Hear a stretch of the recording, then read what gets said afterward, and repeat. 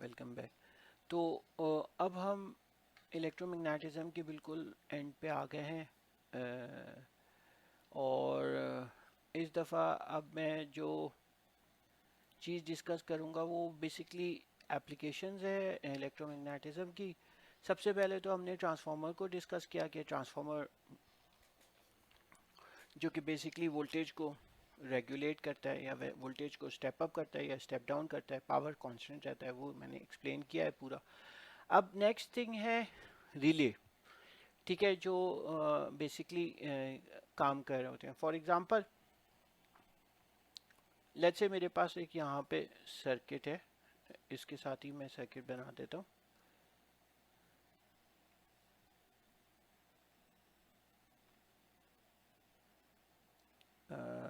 यहाँ पे let's say कोई एलईडी का बल्ब है और यहाँ पर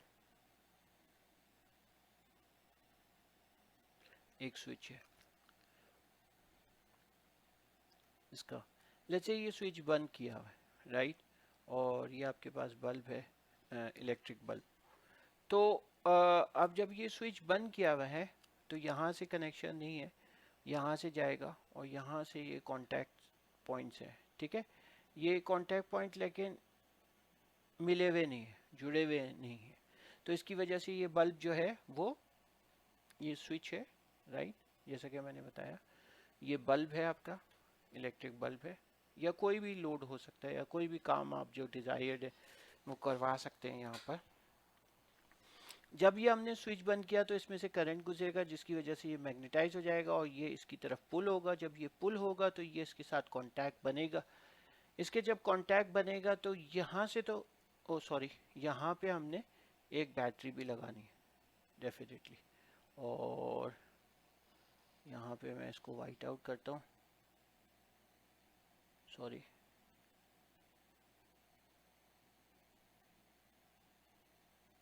ठीक है। तो यहाँ पर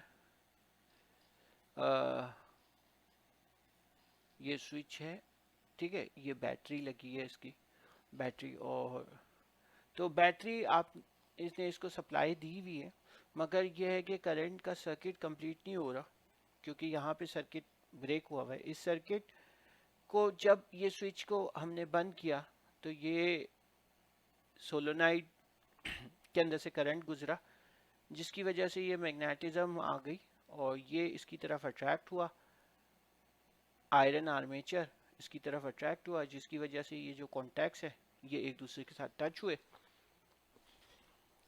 जब ये कॉन्टैक्ट टच हुए तो फिर करंट का फ्लो इन कॉन्टैक्ट्स के थ्रू हुआ और ये आपका वन जल गया। जब आपने इस स्विच को रिलीज किया, जब आपने इस स्विच को रिलीज किया तो स्विच को रिलीज करने से क्या हुआ कि इसमें से मैग्नेटिज्म ख़त्म हुई, ये वापस से अपनी जगह पे आ गया और ये कांटेक्ट वापस से ब्रेक हो गया। ये जो कांटेक्ट था ये वापस से ब्रेक हो गया और जिसकी वजह से सर्किट इनकम्प्लीट हो गया। अब यहाँ पे आप कोई सा भी सॉरी लोड लगा सकते हैं, यानी कोई से भी चीज़ कोई सा भी काम करवा सकते हैं, कोई ऐसा काम जहाँ पे आप एक्सेस नहीं करना चाह रहे। फॉर एग्जांपल ये जो चीज़ है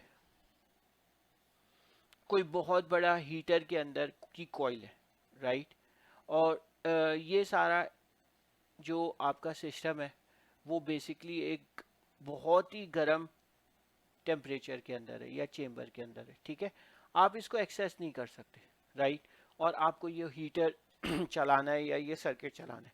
तो बेसिकली आप ये दो कॉन्टैक्ट्स ले लें, यहाँ से बाहर निकालें और एक कोई अच्छी सी जगह पे आपने ये स्विच रख दिया और ये तो यहाँ से ये आपका दूर है, यहाँ पे आप एक्सेस नहीं करना चाहते या मुश्किल है एक्सेस करना। फॉर एग्जांपल ये आपका फर्नेस है, फर्नेस के अंदर तो कोई जाके आप स्विच को ऑन ऑफ नहीं करेगा नॉर्मल कंडीशंस के अंदर, राइट। हमें तो फिर हम इस रिले स्विच की वजह से, रिले स्विच से हम लोग काम करवाते हैं जो कि दूर होता है। और ये आप भले एक अच्छे इन्वायरमेंट में आप यहाँ से स्विच ऑन करें और ये एनर्जाइज करेगा, ये कांटेक्ट बनेगा और यहाँ से ये आपका सर्किट चलने लगेगा।